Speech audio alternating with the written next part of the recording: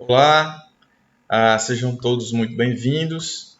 Eu me chamo professor Hugo Rangel, sou professor universitário, né, tenho um mestrado em administração e sou especialista em auditoria contábil. É um prazer fazer parte, né, desse evento, né, do Pensar Contabilidade, e fica aqui minhas congratulações ao convite a mim feito, né?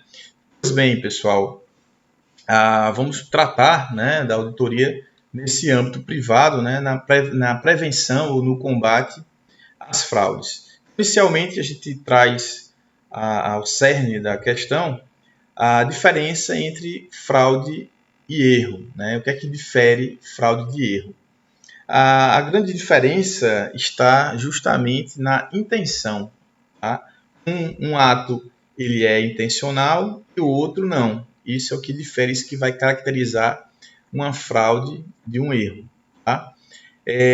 Outra característica, né, que vai diferenciar é que a fraude busca um benefício, né, do agente, aquele que está cometendo o ato fraudulento para si, né, ou para um terceiro, certo? Então tem também essa pequena diferença aí nesse sentido da intenção. Já o erro é algo involuntário, muitas vezes caracterizado por imperícia naquilo que está fazendo, naquilo que está executando dentro aí da contabilidade ou de uma atividade operacional da organização. Então, trouxe aqui dois exemplos, né, para ilustrar um pouco essa questão de fraude e erro, né, a diferença em si, o que seria fraude, o que seria erro, basicamente é quando se menciona a intenção. Então, aqui temos o primeiro ato, né, trazido aqui, seria referente a erros aritméticos na escrituração contábil ou nas demonstrações contábeis. Então, seria um erro ou uma fraude, né? Tem uma colher de chá aí na afirmação, né? Inicia-se com erros aritméticos, então já dá aí uma pista, né? Seria fraude ou erro.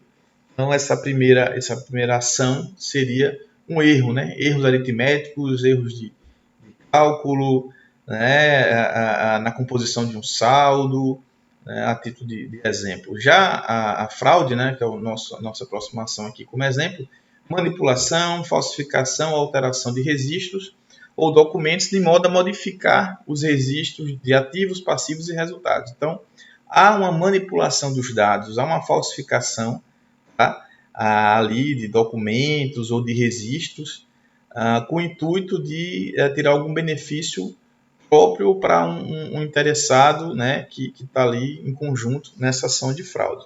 Então, só para ficar registrado, a principal diferença aí para vocês seria a intenção. Tá bom? Então, falando um pouco mais, né, sobre esse ambiente de fraude, auditoria, né, qual é o papel dessa técnica, né, contábil perante isso, né, como é que o mundo, ou a legislação, os poderes, né, veem a auditoria perante, né, acontecimentos que envolvem aí desvios de grandes vultos, né, grandes valores. Então, assim, toda vez que o mundo é abalado por uma fraude contábil, né, surge uma discussão. Tá? Que discussão é essa? Sobre em que medida os mecanismos de controle falharam. Realmente, se a gente observar, quando a gente recebe uma notícia, né, dessa magnitude, né, uma grande fraude contábil, uma empresa de uma organização que está entrando em recuperação judicial, falência, né, digamos assim, e nesse sentido fica se perguntando, poxa vida, cadê os controles dessa organização, né? Onde estava a auditoria? Aqui no Brasil, muito se perguntou em relação a onde estava a auditoria, principalmente na época da Petrobras, né? Do grande desvio que ocorreu aí na Petrobras, né? Claro, evidentemente, desvios de cunho, né? De formação de quadrilha envolvendo aí interesses políticos, né? E muito se perguntava cadê a auditoria, né? Então essa máxima, né? Essa colocação, ela realmente tem um sentido, né? De que as pessoas se perguntam cadê o controle, né? Por que isso veio a acontecer? Então, quando se indaga, né, se esses controles falharam, né, sejam eles implementados pelos profissionais contábeis, pelas firmas de auditorias, né, e também pelos órgãos reguladores e pelas próprias empresas. Então, se faz, né, muito essa pergunta, até porque a própria auditoria, né, em empresas de grande porte e de capital aberto, ela é obrigatória, né? Então, que tudo indica, deve-se passar uma segurança maior a essas empresas que são auditadas, né, periodicamente. Segurança maior para quem? Né? Para os usuários, seja governo, seja investidores, seja diretores, empresários, do modo geral, né? Então, realmente, né, quando surge uma fraude, um grande escândalo financeiro, né, envolvendo aí as demonstrações contábeis, né, em termos de fraude, fica sempre essa cobrança, né, sobre os controles da organização, né. Destaca-se, né, gostaria de destacar que o auditor não é responsável, nem pode ser responsabilizado pela prevenção de fraudes. Na indagação anterior, na afirmação anterior, né, na verdade, a gente acabou mencionando que se procura respostas nos controles, né? Quando ocorre um grande escândalo financeiro. E aí, muita gente responsabiliza o auditor, né, por isso. Cadê a auditoria? Onde estava a auditoria? Mas a auditoria ela não é responsável, né, por essa prevenção, certo? A responsabilidade, né, por se prevenir contra grandes escândalos financeiros, fraudes de um modo geral, né, parte da administração da empresa. Ela que deve contratar auditoria, né, para o auxílio à prevenção, né, mas a auditoria ela não é responsável pela prevenção. É bom que isso fique claro também para a gente não imputar uma responsabilidade que não é da auditoria. Muito embora, né, a auditoria ela é primordial para que essa prevenção aconteça, né. O que a gente está colocando aqui apenas é que ela não é responsável pela prevenção, mas ela auxilia, tá? Nesses termos, né? Auxilia a prevenção. Ok? Então, assim, para isso, a auditoria deve planejar seu trabalho avaliando riscos, né, de sua ocorrência, de forma a ter uma grande probabilidade de detectar as que impliquem efeitos relevantes nas demonstrações contábeis. Veja um pouco, né, do caráter dessa informação, que a auditoria deve planejar para combater, tá, possíveis fraudes. E que tem uma grande probabilidade de detectar, certo? Ocorrências, né, que impliquem efeitos relevantes. O que quer dizer isso? O que eu quero chamar a atenção? Probabilidade de detectar, certo? A gente vai ver a seguir uma afirmação, né, trazida aqui na norma brasileira de contabilidade técnica, né, de auditoria, que define bem o papel da auditoria e, por consequência, do auditor frente ao seu trabalho, né? Que seria emitir uma opinião. Mas o que eu quero trazer aqui, né, que a gente é um ponto de discussão, de reflexão sobre a auditoria, é justamente que a auditoria deve avaliar o seu trabalho, planejar, né? O auditor deve planejar o trabalho vindouro, né, diminuir o risco, né, o risco relevante, o risco de distorção relevante. Então, o que eu quero deixar claro é que a auditoria ainda tem limitações, certo? Limitações inerentes à área de atuação, tá? A perspectivas financeiras, a perspectivas de ambiente onde se está fazendo o trabalho auditorial. E, com isso, há um risco de não detecção, certo? Mas que deve ser bem calculado para que não possa haver grandes transtornos. E aí, né, a NBCTA 200, né, que versa sobre os objetivos gerais do auditor independente, traz o seguinte: como base para a opinião do auditor, entenda a opinião do auditor como o produto, né, do trabalho da auditoria, certo? É emitir uma opinião. As NBCs-TA exigem que ele obtenha segurança razoável que as demonstrações contábeis como um todo estão livres de distorção relevante independente se causadas por fraude e erro. Olha só o que essa norma traz para a gente discutir, né? Está aqui aí em vermelho.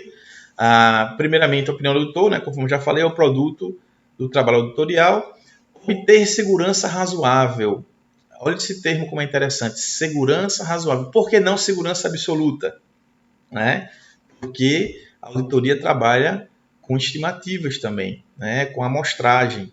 Então, nesse sentido, não dá para garantir uma segurança absoluta. Porém, né, através dos procedimentos ali adotados, o auditor deve ter uma segurança razoável, tá, para emitir uma opinião. Seja essa opinião sem ressalvas, com ressalvas ou até mesmo adverso, né, que é contrário aí às normas brasileiras de contabilidade. Ok? E um outro ponto a destacar, né, que essa opinião, esses achados, como é que a gente usa na linguagem auditorial, esses achados devem ser constatados, independentemente se causados por fraude ou erro, né? Algo que a gente trouxe lá no início da nossa fala. Se for erro ou se for fraude, ele vai avaliar se há um risco de distorção relevante na demonstração causada por uma fraude ou até mesmo por um erro. Né? Porque um erro, embora não seja intencional, ele pode ocasionar aí uma distorção relevante na demonstração. Deve ser apurado e demonstrado através dos seus relatórios, né, por parte do auditor. Auditoria com auxílio na prevenção, né, redução de fraude, que é o que a gente está discutindo. Importância da auditoria para a sociedade, né? Já venho falando um pouco sobre isso, mas vale destacar, né, que a auditoria, não só a auditoria contábil em si, né, gente, a auditoria como ato de verificar conformidades, né, ela tem uma importância muito alta, né, para a sociedade, porque a auditoria tem esse papel, né, de dar uma garantia de credibilidade, dar uma garantia de legitimidade das ações de um documento, de um ato, né, é muito importante. Então eu trouxe uma situação, uma analogia, só para mostrar a importância aí da auditoria de um modo geral e depois, evidentemente, focar mais na auditoria contábil, que é o cerne da nossa discussão aqui. Olha só, trouxe aí uma foto, né, de uma live, né, importância da auditoria para a sociedade. Fazendo analogia aí do evento, né, trazendo, na verdade, não é bem uma analogia, mas trazendo um exemplo da importância da auditoria, de modo geral, uma live, né, todo mundo nesse momento, né, de isolamento social, tem feito atividades que não fazíamos antes. Uma delas é a própria assistir lives, né, de artistas ou até mesmo palestras, como estamos fazendo agora, né? Mas no caso em particular da live, né, o que a gente pode observar é que muitas delas, a maioria delas, né, os artistas mais famosos estavam arrecadando donativos, né, doações, até mesmo dinheiro. E houve uma certa cobrança por parte da sociedade se aquele recurso estava chegando ao seu destino, né? E aí foi se discutido muito, então vamos ter que contratar uma auditoria, né? Uma auditoria para dar o selo de qualidade, de garantia ali de que aquele ato estava sendo feito a contento. Para quê? Para evitar fraude, né? Olha só o porquê seria uma fraude. Arrecadar dinheiro, né, para que donativos e esses donativos não chegar à fonte, né, ao destino, na verdade, não chegar ao destino ali previamente acordado ali com os participantes. Né? Então a auditoria foi aí indagada várias vezes e muitos artistas hoje estão anunciando que as ações estão sendo auditadas. Né? Então a gente pode tirar como exemplo, né, essa situação, certo, das lives. Grandes fraudes no cenário mundial, tá? No período aí entre 2000 a 2003, aconteceram muitas fraudes em empresas multinacionais, né? A maioria delas situadas nos Estados Unidos. Cito aí, né, a Enron, a WorldCom, né, a própria Tyco também, a Parmalat, que não funcionava nos Estados Unidos. né, seria na Itália, mas todas têm em comum, Xerox também, outra empresa que aconteceu esse problema, todas elas, essas multinacionais, tiveram em comum problemas nas suas demonstrações contábeis, né? Por mais que elas fossem auditadas e comprovadas a auditoria, elas elas acabaram, né, se desvirtuando daquilo que pregavam, né, da transparência, da informação fidedigna e em prol de benefícios, né, benefícios próprios, divulgaram informações errôneas, né, inverídicas das suas contabilidades. E cada um alegou, aliás, criou uma fraude distinta, mas todas com impacto, né, com uma distorção relevante nas demonstrações contábeis. E aí, mais uma vez, né, se cobrou, a sociedade cobrou, cadê os controles, por que isso acontece, né? Muitos investidores tiveram prejuízos assim, de caráter relevante, né? Chegaram a ter muitos problemas. Inclusive tem alguns documentários que falam a respeito desses escândalos financeiros. E aí eu trago aqui, né, mais um ponto de reflexão. Quando isso vem à tona, né? Qual a reflexão que a gente deve fazer em relação a essas fraudes no cenário mundial? Primeiro é uma cobrança dos órgãos reguladores. Os órgãos reguladores devem dar um suporte, né, para que o usuário não seja tão lesado nesse sentido. Nos Estados Unidos, após essas grandes desvios, grandes fraudes, surgiu aí em 2002 a lei Sarbanes-Oxley, né, que tinha o objetivo de aumentar, né, as sanções para os envolvidos. E com isso, né, passou-se a ter um temor, né, ou aumentou, né, o temor por situações de desvio, né, desvio de recursos. Então, essas sanções, né, principalmente na responsabilização dos seus diretores e até mesmo a cadeia, né, a prisão dos diretores envolvidos. Né. Até aquela máxima que a gente vinha escutando desde sempre, digamos assim, que só vai preso quem não tem dinheiro, né? E essa lei veio, né, na época de 2002, para mudar um pouco desse panorama. Né? A gente começou a observar o tal criminosos do colarinho branco na cadeia, né? Aqueles que usam, né, são bem vestidos, né, e a partir do rigor dessas sanções foram aí punidos e ficaram atrás das grades. Né? Então, essa é uma das medidas, né, que as nações, os governos, né, o Estado deve regulamentar para o combate aí de fraude, corrupção de um modo geral. Tá? Só um adendo, né, embora essa discussão seja da área pública, né, que eu vou falar aqui, mas o Brasil chegou a avançar um pouco, alguns degraus, né, nos últimos anos com o combate à corrupção e prisão de políticos, né, de parlamentares, o que, a meu ver, simbolizou, né, na verdade, um avanço aí, né, no combate aí à corrupção e à fraude. E aí, vamos ao próximo ponto, né, que é a atuação do auditor em casos de fraude. Já mencionei anteriormente, né, essa questão que o auditor não pode ser responsabilizado pela prevenção, né? Porém, nesses casos que eu mencionei de escândalos financeiros em multinacionais, essas empresas foram auditadas, né? E mesmo assim o desvio continuava, a fraude continuava. Então, o que a gente pode observar, né, principalmente no caso da Enro e salvo engano, tá, gente, da WorldCom, a empresa de auditoria era a mesma, né? Então a gente pode observar que havia uma conivência por parte da auditoria.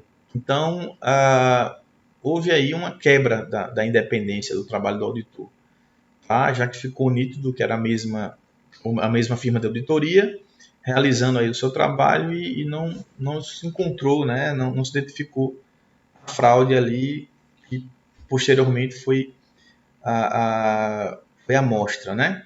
Então, em relação a isso, é bem importante colocar, né, na atuação do doutor em casos de fraude que ele deve seguir a ética profissional. Aliás, todos nós devemos seguir a ética profissional, né? Mas nesse caso do auditor fica mais latente, né, os cuidados quanto à ética profissional, principalmente no que tange à independência, né? O auditor tem que ser independente, ele não tem que ter interesse naquele resultado da auditoria. Como assim interesse? Ele não pode ser investimentos naquela empresa, por exemplo, né, que vão ser impactados por uma opinião que ele vem a emitir. Né? Ele não pode ter familiaridade na empresa.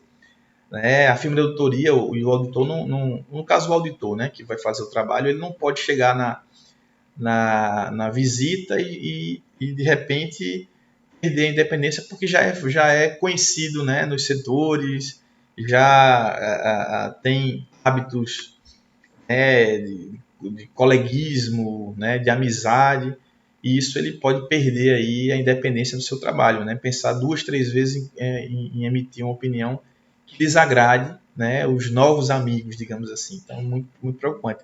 Integridade, né, o auditor tem que ser íntegro nas suas ações. Eficiência, né, quando o auditor planeja o seu trabalho, ele deve, né, estipular um prazo de começo, meio e fim, né, para término do seu trabalho.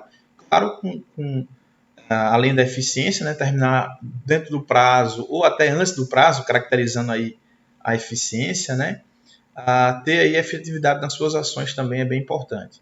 Confidencialidade, né, aquilo que está sendo auferido, né, descoberto, trabalhado ali nos papéis de trabalho, testado, né, através de seus procedimentos, devem ficar sob sigilo, né, do auditor e do contratante e do contratado. Claro, o contratante, se quiser divulgar, aquelas informações são deles, né, mas o auditor nunca poderá, sem autorização prévia da organização, divulgar ali o que foi colhido. Né? Então tem que ter essa confidencialidade. Tá, gente? Aspectos humanos e tecnológicos no trabalho da auditoria, que a gente pode pontuar aí perante trabalhos de auditorial, né, trabalho de asseguração e fraudes. Nós temos aqui no Brasil, né, o Cadastro Nacional de Auditores Independentes. Então, alunos de contabilidade que planejam exercer auditoria, né, devem se submeter a esse cadastro. Né? É um exame, um exame de estilo, né, nos moldes de anos de suficiência, só que específico para atuação de auditoria independente. Né? Então, quem se tornar bacharel em contabilidade, né, e passar no exame de suficiência, pode também fazer o Cadastro Nacional de Auditores Independentes e aí começar a atuação como auditor. Né? E aí, qual a importância de ter esse cadastro de auditores independentes? Né? Tem algo bem interessante após esse cadastro, que é justamente a educação continuada. Né? Porque as empresas devem exigir, né, que o auditor tenha esse cadastro, justamente porque ele tem atribuições. E uma delas é a educação continuada. E o que seria educação continuada? Seria justamente participações em eventos, treinamentos, né, por parte do próprio Bracon, né, para que o auditor esteja cada vez mais informado. A gente sabe que a contabilidade, né, cada vez, todo ano, é uma chuva de legislação nova, norma que revoga, a resolução que revoga a norma, e assim sucessivamente. A educação continuada traz essa possibilidade do auditor estar sempre informado. Né? Então, essa é uma das vantagens, né, de estar cadastrado aí como auditor independente. A firma de auditoria de reputação ilibada também é um aspecto interessante, né, para que diminua aí a fraude. Nós temos as chamadas Big Four, né, conjunto aí de 4 grandes empresas de auditoria. E onde é que eu quero chegar? Né? Quando existe um trabalho a ser feito de auditoria, quando você contrata uma firma, né, que faz parte de um conjunto de uma reputação, né, sem falhas, sem erros, que tem uma notória reputação a nível internacional ou até mesmo nacional, né, dá garantias do trabalho da auditoria, né, passa uma certeza. Quando o investidor lê lá um relatório de auditoria para fazer um determinado investimento, quando ele vê que aquela firma tem uma reputação ilibada, né, faz parte de um grande grupo de atuação, a partir dali, né, o investidor sente segurança, certo, para poder continuar aí seus investimentos. Então, tem esse aspecto, né, de grandes empresas de auditoria, grandes firmas de auditoria, né, passarem aí essa imagem, né, de reputação ilibada.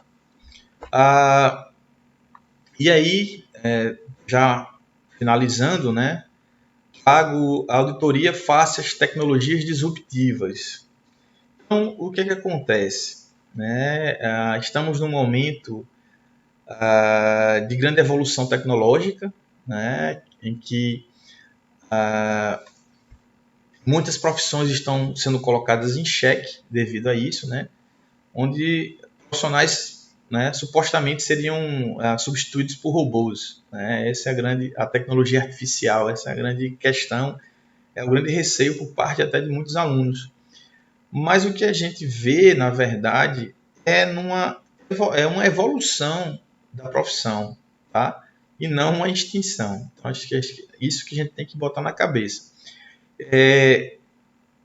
Quando a gente fala em tecnologias disruptivas, tá, gente? Só para associar tecnologias que romperam, né? São situações. O que é disruptiva? É um conceito de romper um padrão, né? Então, a auditoria faça a tecnologia disruptiva. Então, qual é o padrão que se tem? A título de exemplo, a auditoria trabalha com amostragem, a auditoria trabalha com segurança razoável. Por quê? Porque tem limitações. Uma dessas limitações, né, a gente já bem mencionou, seria aí na amostragem. Existe um risco de não detecção. Com a tecnologia, né, com o advento dessas novas tecnologias disruptivas, né, que vão quebrar esse padrão, a auditoria só tem a ganhar, né? O trabalho da auditoria só tem a ganhar, principalmente em eficiência, né? Com a utilização do tempo de trabalho, certo? Então, a mensagem final, né, dessa conversa traz um pouco essa discussão do futuro da auditoria, certo? No combate o quê? No combate à fraude que a gente está discutindo. Então, assim, será que com esse avanço tecnológico, né, vamos conseguir diminuir essas fraudes? Né? Será que a auditoria vai conseguir fazer bom uso, né, desse avanço tecnológico para diminuir, digamos assim, minimizar as fraudes, né, as possíveis fraudes que venham a tentar aparecer, surgir? Né? Então, ainda um pouco sobre essa questão de tecnologias disruptivas, né, para o trabalho auditorial, né, a gente traz aí uma inquietação, uma pergunta da seguinte forma: tomadas as devidas precauções e implantados os devidos controles, como mantê-los atualizados perante o surgimento de novos tipos de fraudes? Certo? Então, deixo aí essa pergunta, né, para que vocês possam refletir, certo? Trouxemos casos aí mundialmente conhecidos, né? Mas fica a pergunta, como se manter atualizados, né? Como os controles vão se manter atualizados no surgimento de novos tipos de fraudes? E a gente sabe que, da mesma forma que evolui também, né, a tecnologia a favor da auditoria, né, no combate à fraude, também a tecnologia tem aí a má utilização, a utilização para algo ilícito. Né? Então, nós temos que estar preparados, né, para combater os mais diversos tipos de fraude que vão se utilizar aí também da tecnologia da informação.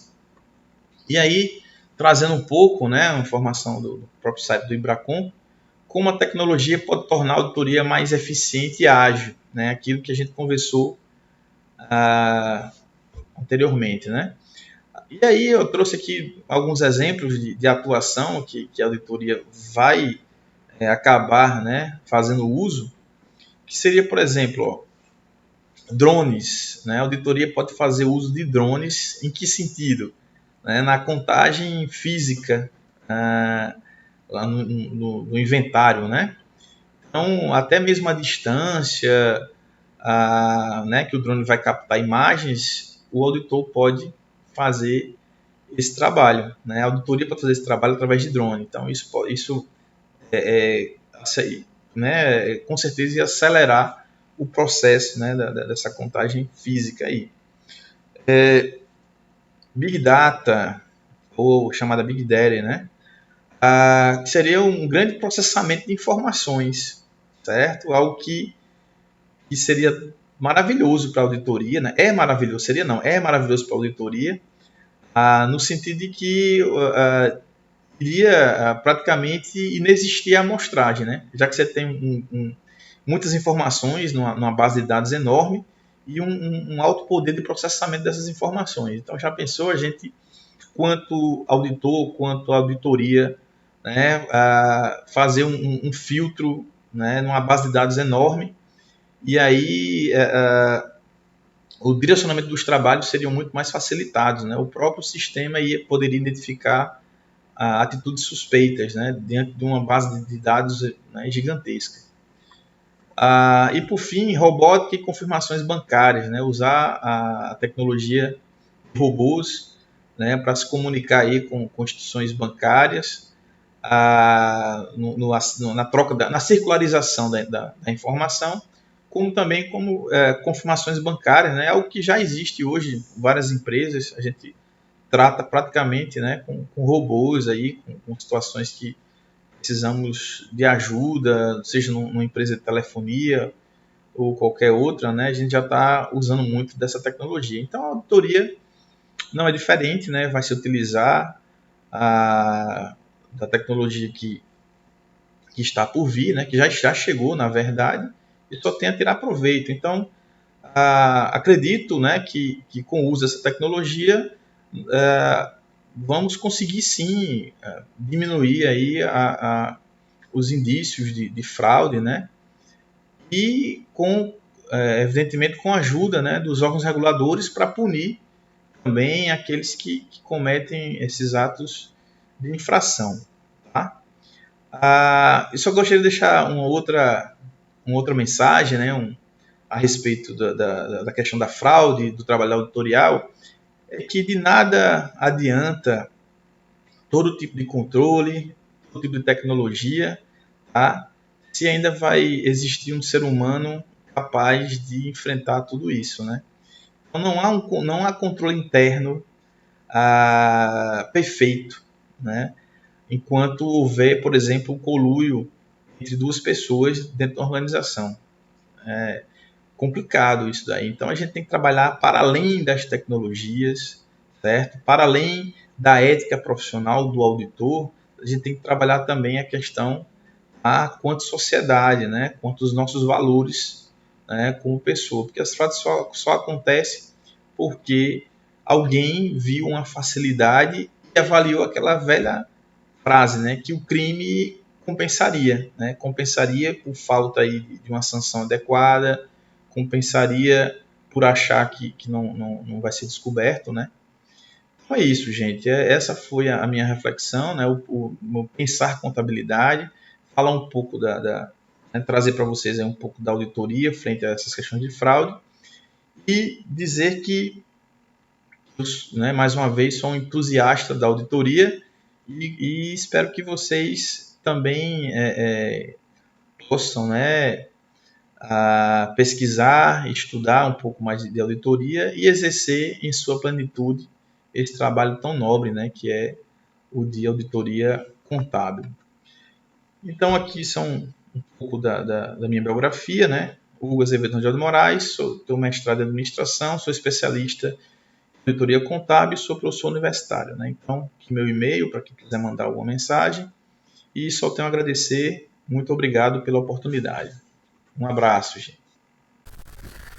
Olá pessoal, meu nome é Milton Jarbas, né, nós vamos falar, eu e o professor Rangel, sobre o papel da auditoria no âmbito público e privado no combate à fraude e à corrupção.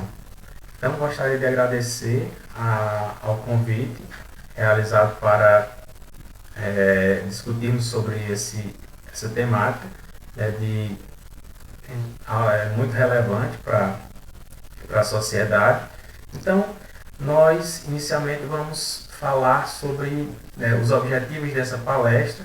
Ele está ligado ao primeiro, discutir como a auditoria ela auxilia na prevenção, redução de fraudes e corrupção nos âmbitos público e privado. Então, inicialmente nós vamos discutir um pouco sobre isso.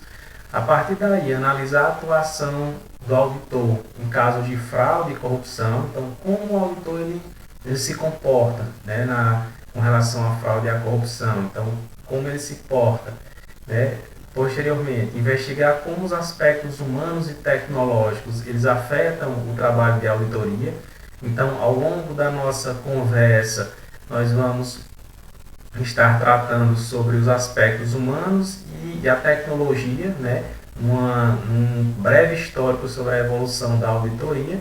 E, por fim, vamos refletir um pouco sobre questões críticas dos dias atuais. Então, o que é que a auditoria, né, quais são as principais questões que estão ligadas à auditoria?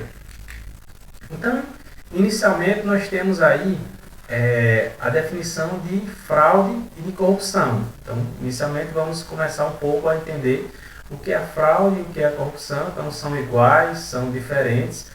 Então, nós buscamos dois conceitos. O primeiro conceito é o conceito de fraude, que ele diz que qualquer ato ardiloso, enganoso, de má-fé, com o intuito de lesar ou ludibriar outrem, ou de não cumprir determinado dever, né? Então, nós podemos observar que uma fraude ela acontece a partir do momento em que eu ajo, né, de má-fé, né? E aí outro exemplo seria a falsificação de marcas ou produtos industriais e documentos. Então a fraude está ligada tanto à área pública como à área privada. Então nós vamos discutir um pouco mais sobre a área governamental, né, a área pública. Em seguida o professor Hugo ele vai falar um pouco mais sobre a auditoria, né, com enfoque na área privada.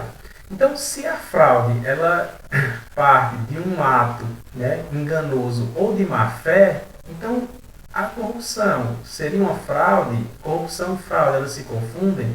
Então, na definição da corrupção, nós temos que a corrupção é a ação ou resultado de subornar, de oferecer dinheiro a uma ou várias pessoas, buscando obter algo em benefício próprio ou em nome de outra pessoa, né? Então seria um suborno. Então, a partir do momento em que eu ofereço um determinado recurso, né, dinheiro, como ele coloca, né, e a partir daí eu tento buscar benefício próprio, então isso já é um ato de corrupção.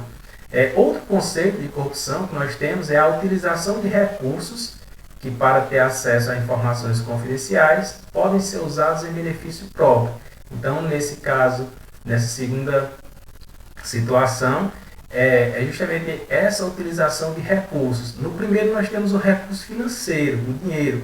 Então, a partir do momento em que eu ofereço um recurso financeiro para que eu tenha um benefício próprio. Na segunda situação, nós temos aí a utilização de recursos, né, que estão ligados a informações. Então, a partir do momento em que eu tenho informações confidenciais que possam ser utilizadas para de benefício próprio. Então, nós temos aí uma situação de corrupção e uma situação de fraude, né? Então, alguns doutrinadores, eles colocam que a fraude ela é algo maior e a corrupção ela já está, está ligada à fraude. Ele diz que a fraude é um ato de má-fé, certo? E a corrupção ela está ligada ao oferecimento de recursos. Tendo em vista a situação da atividade pública, então é algo que é bem é algo que está muito em voga no sentido de discussão e de controle da auditoria. Então, essa temática que nós trouxemos para discutir um pouco sobre a auditoria, né, no sentido de fraude e corrupção, é justamente visando essa redução. Então, no setor público, nós temos alguns exemplos referentes à corrupção e à fraude. Então, o primeiro deles, nós podemos colocar como a fraude na compra de medicamentos. Então, imagine o seguinte, eu ajo de má fé de forma que eu consiga adquirir medicamentos, né, por um valor muito superior ao valor de mercado. Então, esse é um caso de uma fraude na compra de medicamentos. Hoje nós estamos discutindo a questão passamos por um momento de epidemia, de pandemia, na verdade, e a compra de respiradores, várias ações, nós estamos vendo aí no nosso dia a dia.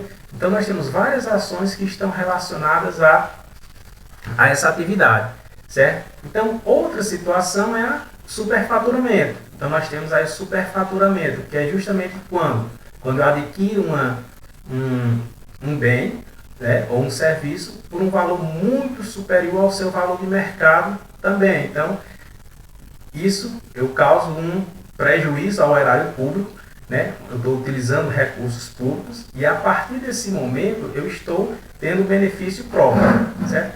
A questão do nepotismo. Por que se coloca como corrupção ou fraude? Então, o nepotismo, né, eu coloco alguém que é da minha família, né, mas essa situação ela está ligada ao momento em que essa pessoa, né, ou esse conjunto de pessoas, eles utilizam as informações e são repassadas para o benefício próprio. Então, isso é considerado como corrupção ou fraude. E aí nós temos aí uma linha muito tênue no sentido de verificar o benefício da informação para comigo mesmo, para com outras pessoas. Então, desvio de recursos públicos. Então, nós temos aí os desvios de recursos públicos, então, de várias maneiras, né? Hoje nós temos, mais à frente, nós vamos tratar um pouco sobre isso, né? Nós vamos ver algumas reportagens, mas nós podemos observar que esses desvios eles podem acontecer, por exemplo, em termos de rachadinhas, né? Que é justamente eu pago um determinado funcionário, né? E ele devolve parte do seu recurso, né? Então isso é a chamada rachadinha. Então isso eu posso ter várias formas de desvio de recurso. Então, por exemplo, entre elas nós podemos citar, por exemplo, as obras públicas. Então, essas obras públicas onde há superfaturamento, onde há um desvio de recursos, certo? Tenho aí, por exemplo, emendas parlamentares que estão voltadas em alguns momentos justamente para poder ter determinados benefícios, né? Então eu destino recurso público para uma determinada atividade e essa atividade é uma atividade ilícita, né? Então isso tem que ser levado em consideração.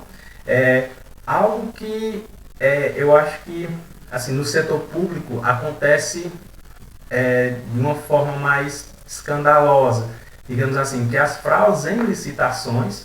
Então, a licitação, a compra pública, muitas vezes o processo ele é viciado ou há uma influência de determinadas pessoas, né, servidores, de modo a causar um superfaturamento, né, num bem que vai ser adquirido pelo órgão público. Da mesma maneira que eu posso ter fraudes, né, de diversas maneiras, compra de títulos. Então, por exemplo, eu tenho uma informação em que o título público ele vai ter uma valorização, por exemplo, e aí eu adquiro o título, por exemplo, e aí eu tenho um ganho, né, justamente por uma informação privilegiada com relação a essa compra de títulos públicos. E aí já é outro tópico de compras de informações privilegiadas e a questão das propinas, né? Então, a propina ela acontece a partir do momento em que eu ofereço um recurso para que um determinado servidor ele possa me oferecer algo em troca. A partir do momento em que nós temos uma definição de fraude e corrupção, uma visão geral, fraude e corrupção, depois nós temos aí alguns exemplos de fraude e corrupção, nós gostaríamos de trazer para a discussão duas situações, né, duas reportagens que estão ligadas à corrupção. Então, de que maneira o brasileiro ele vê a corrupção? Então, nós temos aí duas reportagens. A primeira, ela é do início de 2019, né, do dia 29 de janeiro de 2019, e ele coloca o seguinte, né, o Brasil tem uma piora no ranking de percepção de corrupção em 2018. Então, existe um ranking da Transparência Internacional, certo? Então, a reportagem ela aborda que o país caiu 9 posições em relação a 2017, né? E ficou em 105º no estudo da Transparência Internacional. Então, entre os 10 países melhores colocados, 7 são nações europeias. Então, essa informação, ele coloca alguns indicadores referentes à percepção, né, com relação à corrupção. Isso no início de 2019.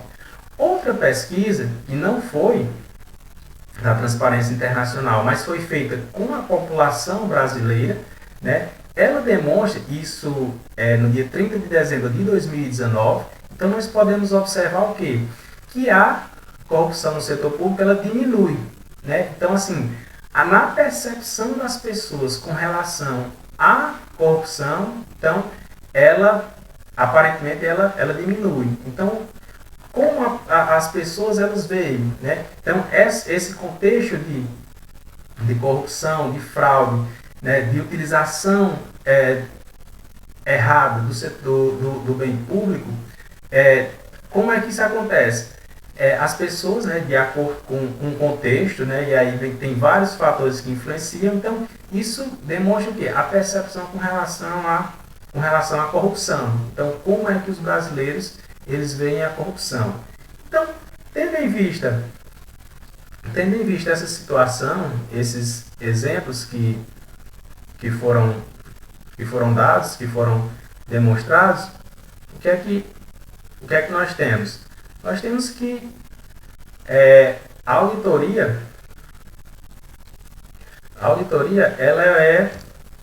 ela possui alguns órgãos de controle, né? Seja controle externo, seja controle interno. Então, nesse exemplo aqui, nós temos aí o controle, o exemplo do controle interno e do controle externo. Então, por exemplo, nós temos aí no âmbito federal, né, o Tribunal de Contas da União. Então, ele está dentro do sistema de controle externo. Por quê?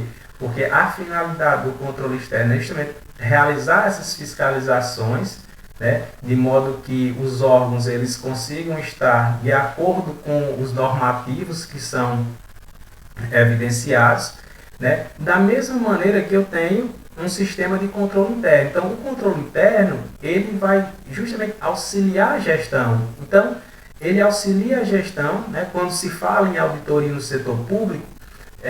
Inicialmente nós tratamos sobre controle, porque justamente eu tenho que ter um controle interno, né, verificar de que forma há um auxílio na gestão de diversas formas, seja operacional, seja conformidade, seja no setor de recursos humanos, então nos diversos setores. Então eu tenho esse controle com relação à questão da gestão, né, de forma que se possa ser eficiente, eficaz, né, agir com economicidade. Então nós temos aí essa situação do controle interno, que vai auxiliar. A partir do momento em que eu tenho um controle interno eficiente, consequentemente eu vou cometer menos erros, né?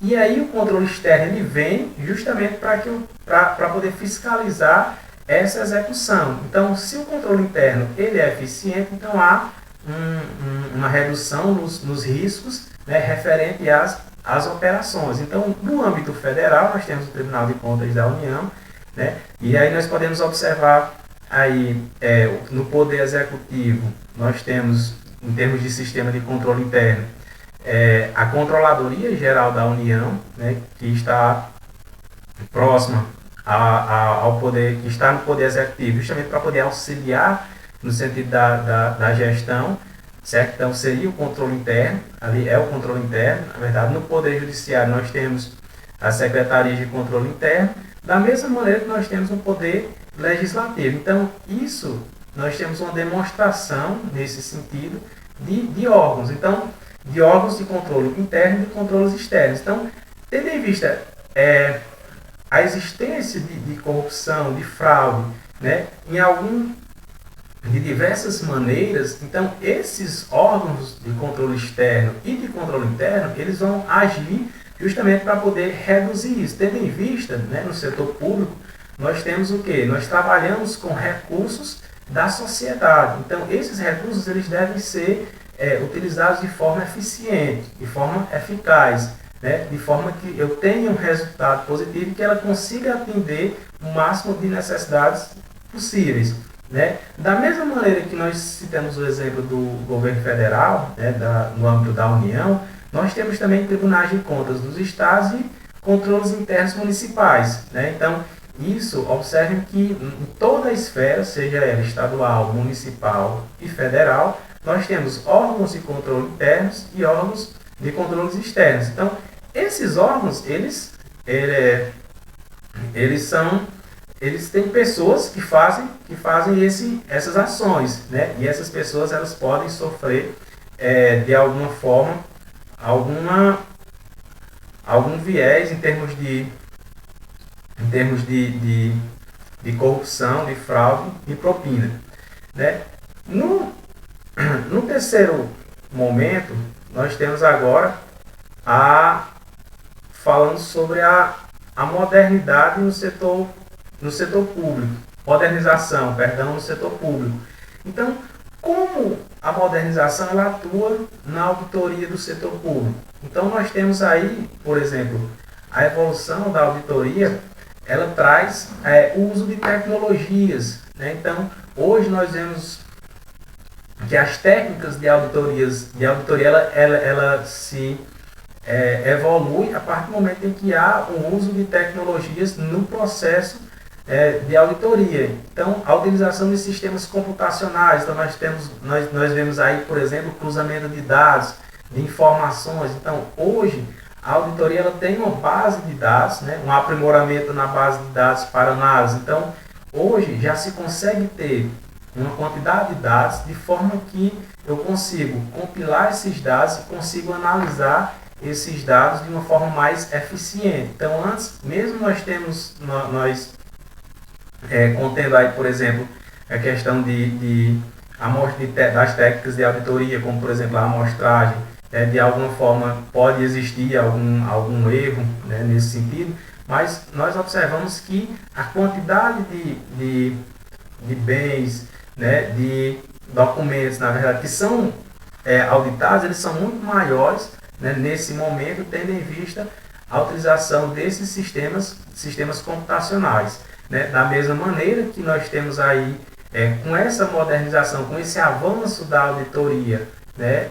E aí a partir do momento em que a auditoria, que outros órgãos eles se capacitam com relação à utilização das tecnologias, nós sabemos que, né, algumas pessoas buscam justamente também se aprimorar em determinados desvios, né, para que possa também se modernizar nesse sentido, né? E aí a auditoria também ela tem que utilizar dessas tecnologias. Então, outra situação é a capacitação do auditor. Então, nós sabemos que o auditor ele tem que ter capacitação de forma que eu possa ter uma educação continuada, né? A educação continuada. Então, o próximo ponto, então, vendo aí a questão da modernização da auditoria, nós temos aí algumas notícias que tratando sobre corrupção. Né? Então, essas notícias, o que é que reflete, né? O que é que reflete na sociedade quando nós tratamos, né, sobre uma temática de auditoria, que é algo que busca uma fiscalização, mas uma recomendação com relação às boas utilização de boas práticas, né, do recurso público. Então nós temos, por exemplo, aí nós trazemos 3 reportagens jornalísticas e um paper, uma pesquisa que foi realizada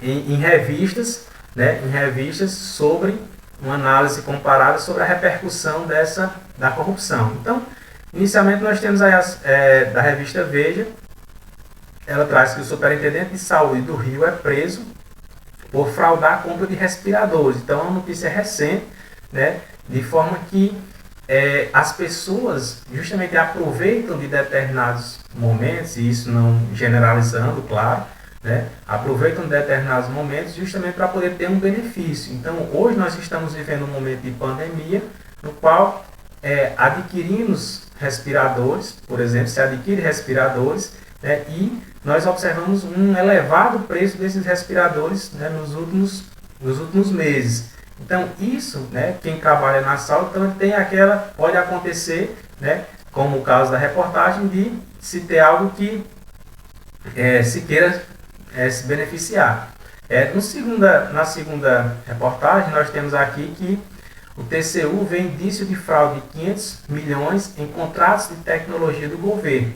Ou seja, existia uma licitação, um determinado fornecedor venceu, e a partir daí o Tribunal de Contas da União, que é um órgão externo, né, de fiscalização externa, de controle externo, então ele vai justamente fazer o papel dessa auditoria externa do setor público, justamente para que o recurso ele seja utilizado da melhor forma possível, certo? Então, tendo em vista isso, nós podemos observar aqui em diversos casos. Então, isso nós trazemos aqui essas reportagens, mas nós temos diversos tipos de reportagens que tratam sobre isso, né? Mas com o enfoque da discussão que nós temos que ter de que tem que se haver um aprimoramento nessa auditoria, nesse mecanismo de fiscalização, da mesma maneira em que se aprimora também as técnicas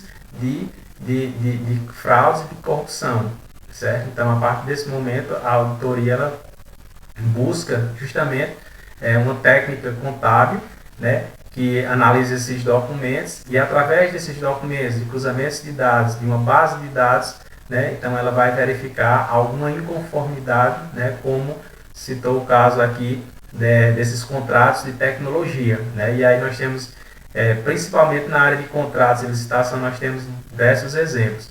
A terceira reportagem que nós temos Fabrício Queiroz, que foi agora recente, né, ex-assessor de Flávio Bolsonaro, é preso em São Paulo. Então, como nós falamos, a situação, a questão da rachadinha, né, que há uma acusação com relação a isso. Então, o deputado, né, ele paga um determinado valor para, né, assessores ou para servidores. Esses servidores eles devolvem um determinado recurso para o deputado, para os deputados, né?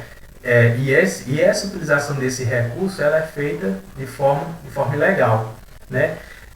Um outro exemplo que nós trazemos foi um artigo publicado no Fórum de Perspectivas e Práticas da FGV, EBAC, e ele faz o artigo, ele verifica a repercussão da corrupção brasileira na mídia, né, analisando as revistas Der Spiegel, Lobs, The Economist, Time e Veja.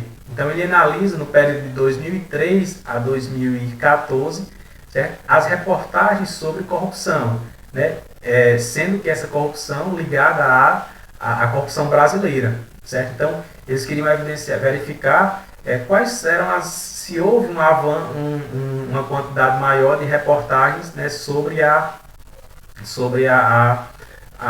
corrupção brasileira. Então, pôde-se perceber, após a análise do estudo, né, que sim, houve uma maior quantidade de reportagens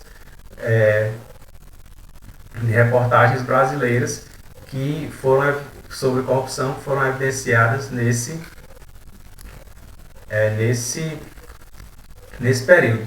E por fim, eu gostaria de deixar, né, para vocês algumas questões para reflexão, né, para que nós possamos refletir um pouco sobre o impacto da auditoria. Então nós vimos que o foco desse momento, né, de discussão foi levantar um pouco a discussão sobre a fraude e a corrupção e como a auditoria ela pode reduzir, né, essas práticas, né, de fraude e corrupção. Então, algumas questões que eu deixo para vocês. A primeira é: será se punir é o melhor caminho para a resolução de problemas no setor público? Então, será se efetivamente eu tenho que haver sempre a punição, né? Será se a educação ela pode mudar, né? Sabemos que nós estamos falando de uma técnica contábil que quem executa é o ser humano. Então, assim, eu tenho algumas variáveis que influenciam diretamente na questão ética, enfim, então nós temos essas situações. Então, será se punir é o melhor caminho?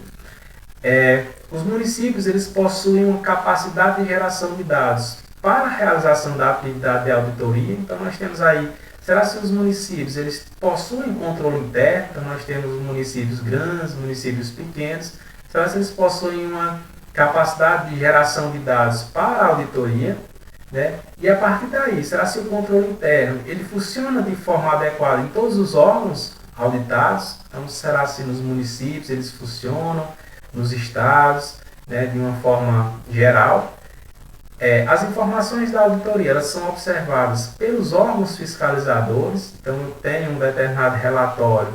Será se os órgãos eles seguem os relatórios, né, os pareceres da auditoria, as orientações que são fornecidas pela auditoria?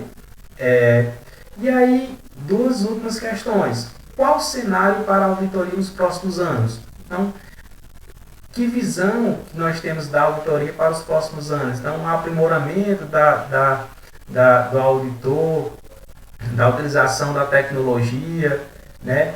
E, por fim, como o controle social ele influencia na auditoria. Então, nós sabemos que o controle social ele acontece a partir do momento em que as informações elas são evidenciadas, certo? E a partir do momento em que elas são evidenciadas, né, a população ela tem o conhecimento e começa a fiscalizar. Então, se eu não tenho informação, então as pessoas elas não conseguem realizar a fiscalização e a cobrança, né, pela utilização correta do recurso público. Então, pessoal, essas eram as questões, essa era uma discussão que eu gostaria de trazer para vocês. Né? O professor ele vai continuar na área privada, né? Tendo em vista também essas temáticas e esses objetivos que nós trazemos. Eu agradeço, né, pela participação e me coloco à disposição para qualquer dúvida, para conversarmos um pouco mais, discutirmos sobre o impacto da auditoria governamental, que cada dia mais nós vemos aí uma crescente, né, no sentido de vários casos. Então, cada dia nós temos aí notícias relacionadas à fraude e à corrupção. Então, de que forma nós podemos agir e a auditoria, o auditor, né, como ele pode buscar reduzir essas operações, essas ações de fraudes e de corrupção no setor público. Então, muito obrigado.